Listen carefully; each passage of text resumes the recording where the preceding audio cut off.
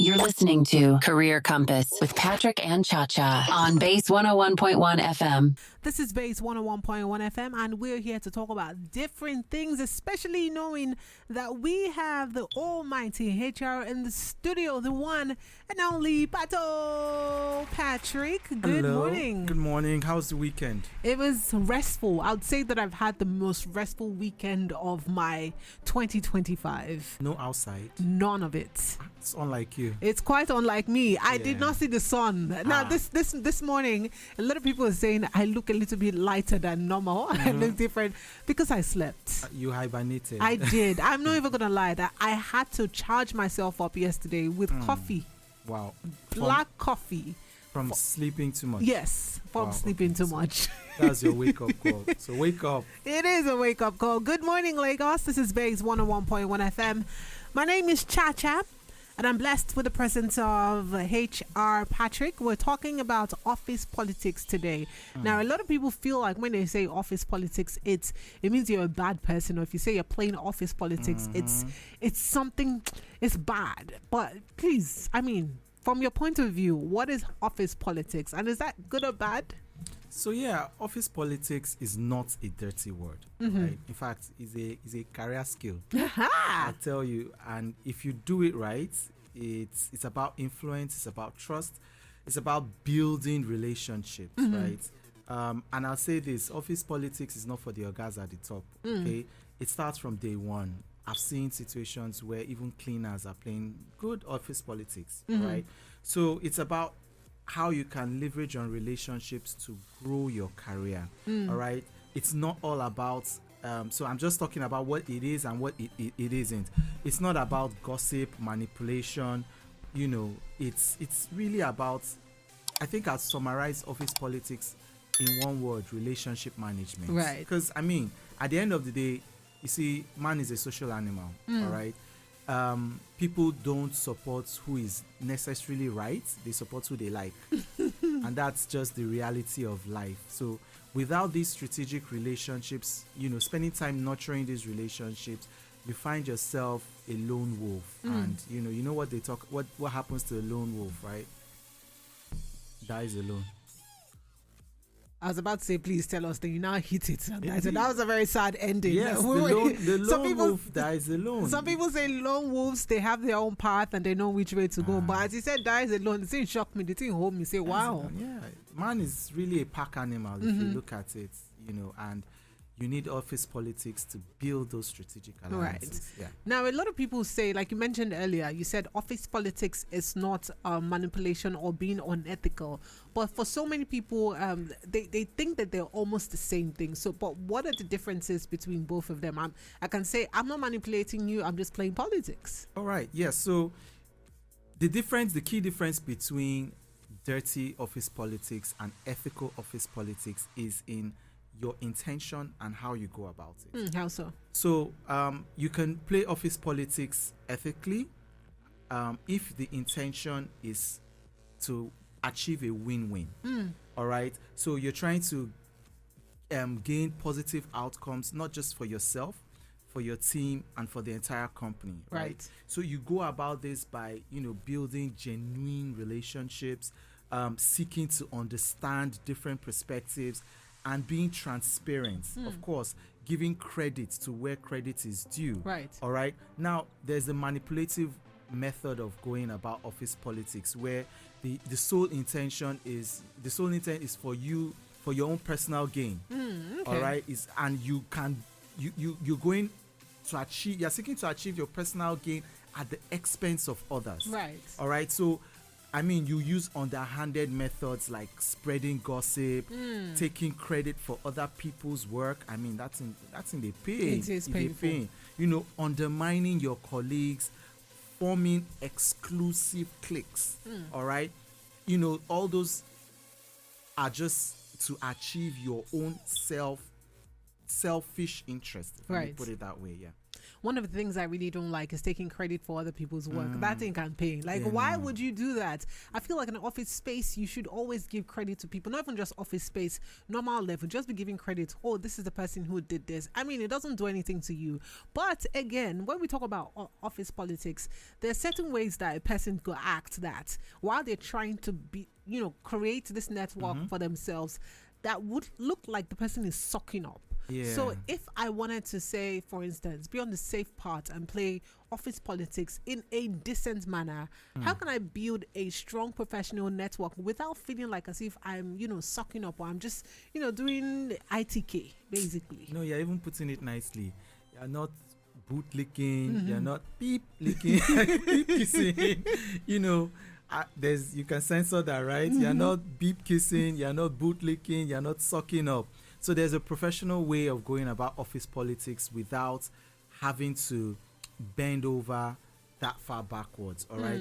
So instead of sucking up, seek to understand. All right. Right. Instead of just hailing Oga at the top, Oga, you are so wise, you are so, you did this, you did that, heaping unearned praise on your boss. That's now you're laying it on heavy. That's the fine art of boot licking. doing too much. That's you're doing too much, right?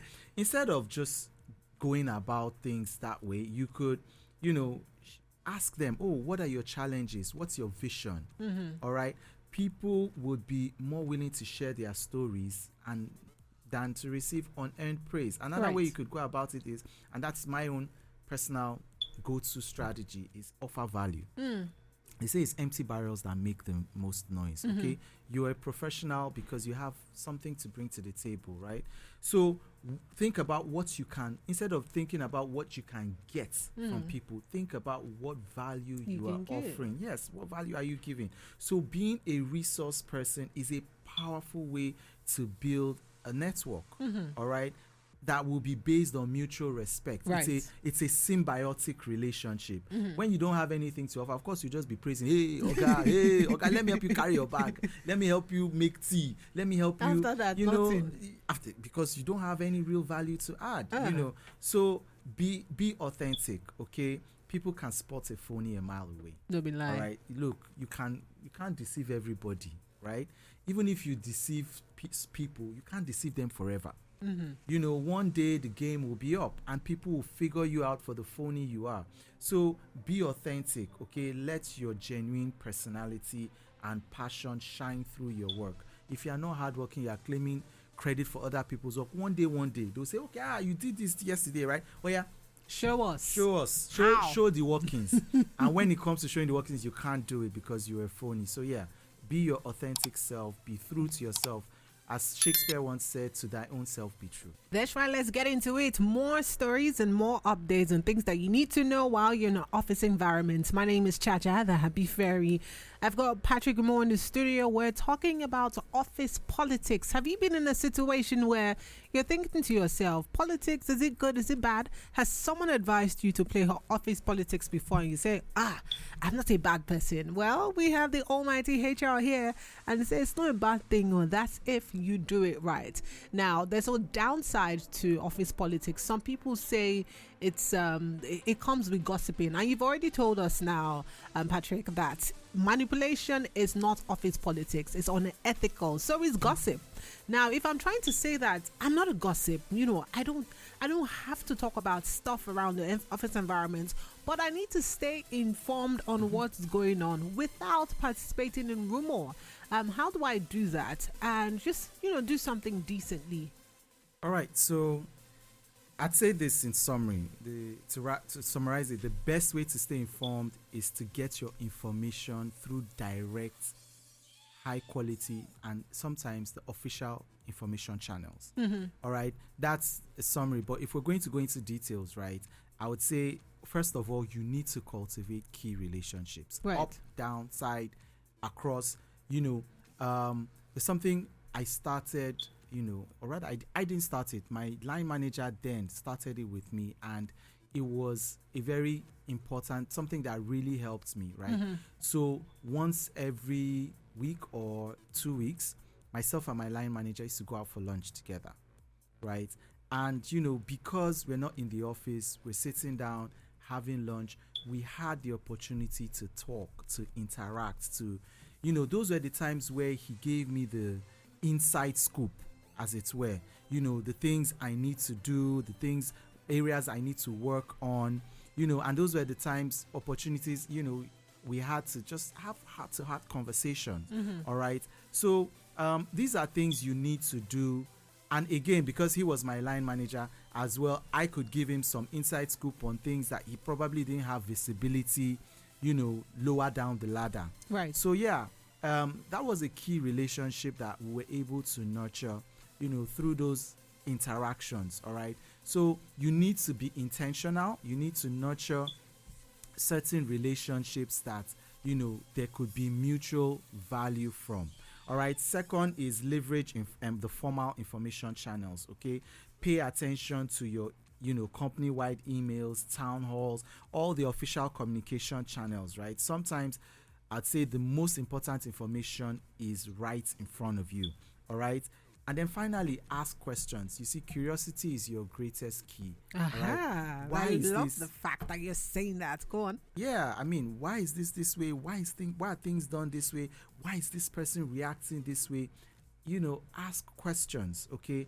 And then if someone shares gossip with you and you're not really comfortable with the gossip being shared, you could pivot the conversation by saying, oh, that's interesting. I wonder, seek to hear the other person's side of, Right.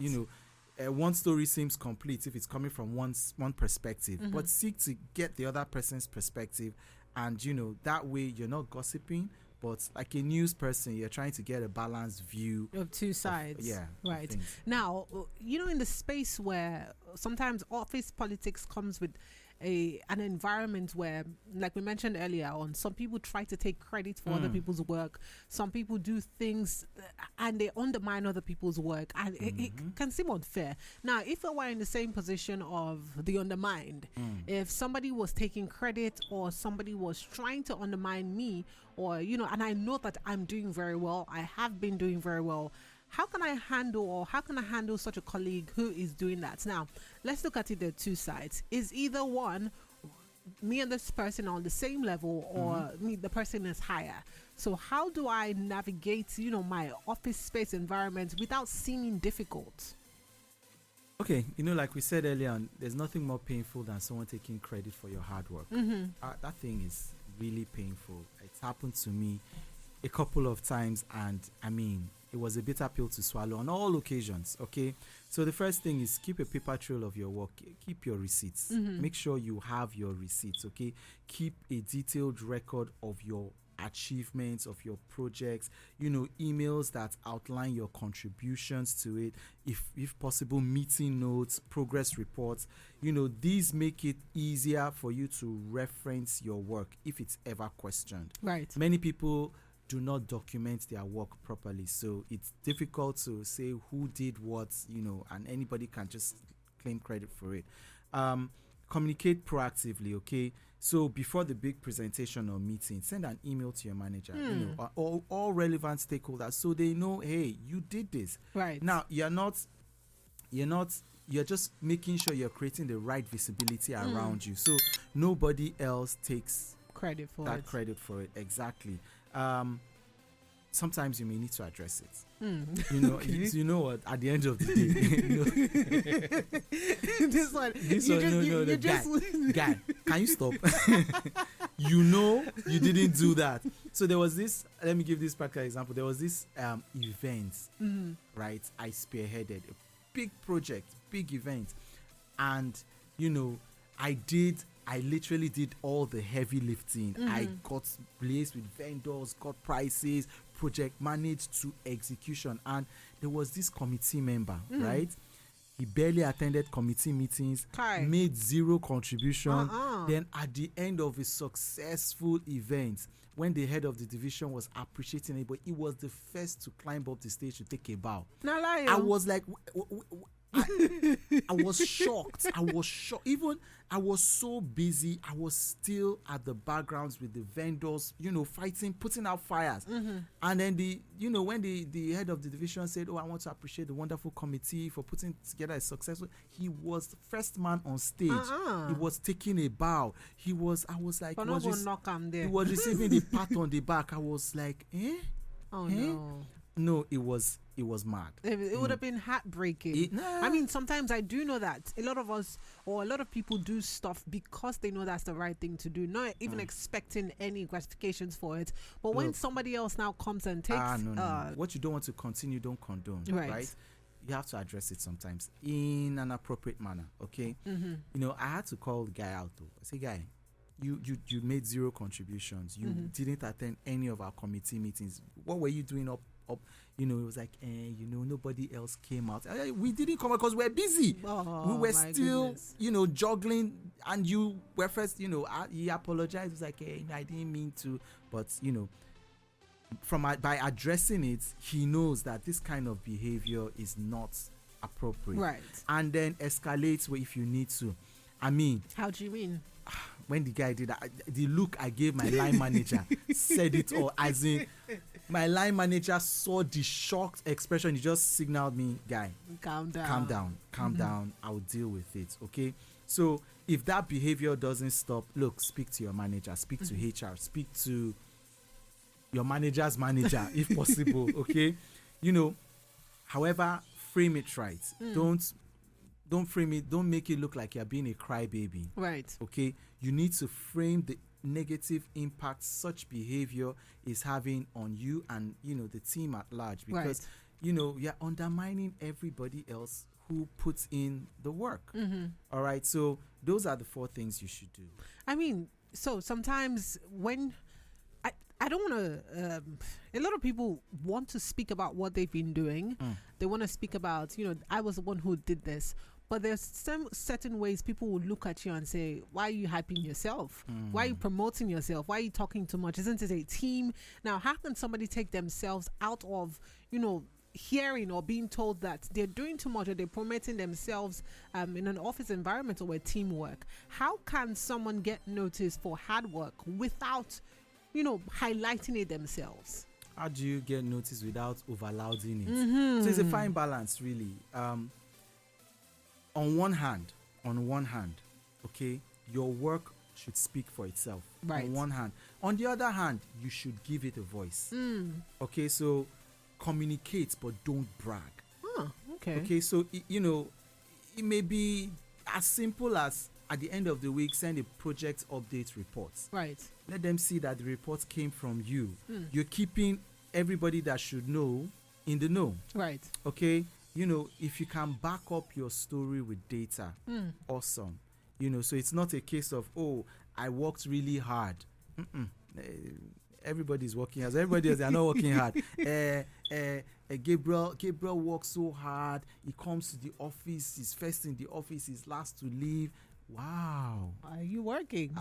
But, give some facts and figures to it. Okay. By implementing this new process, we're able to see 15% increase in sales, 15% increase in revenue, a 50 turnaround time, improved by 50%. You are giving some data to it, okay, showing some metrics rather than just, bragging or crying, okay. And there's nothing better than having an advocate. Right. So first of all, a good leader knows that it's their job to showcase the efforts of their team. Right. All right. So if you keep your line manager, or somebody who has a voice in the know, if somebody else is trying to take credit for it, you'll say, no, Chacha is the one that is in charge of this project. Now, how can you say Gabriel was responsible for this? So when you have a voice, if you have a mentor, a sponsor, a line manager who is aware of what you're doing. Many times your line manager is not aware of what you're doing, so you're there putting in the work, but somebody else will be taking the credit because the line manager is, in fact, the person taking the credit may not have done half of what you've done, but sadly what they're doing is visible. Right. And finally, look, be a team player. Okay, when you make others look good, okay, it's very likely that they'll reciprocate. Right. All right, so that's it. You're listening to Career Compass with Patrick and Cha Cha on Base 101.1 FM.